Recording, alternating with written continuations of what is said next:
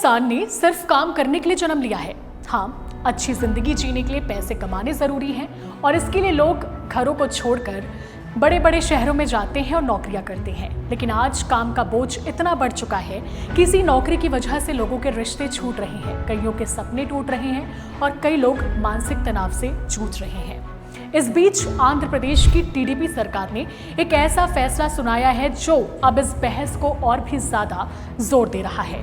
दरअसल सरकार ने प्राइवेट सेक्टर के कंपनियों के कर्मचारियों को अब 10 घंटे तक काम करने का फरमान जारी किया है। यानी कि जो भी प्राइवेट सेक्टर के कंपनीज हैं, उनके कर्मचारी 9 की जगह अब 10 घंटे काम करेंगे। 1 घंटा सुनने में शायद कम लग सकता है, लेकिन उस बच्चे के बारे में सोचिए जो घर में बैठकर अपने मम्मी या पापा का इंतजार करता है। उस माँ के बारे में सोचिए जो घर पर अपने बच्चों का वेट कर रही होती है कि वो कब ऑफिस से आए। उनके लिए ये 1 घंटा कितना भारी हो सकता है।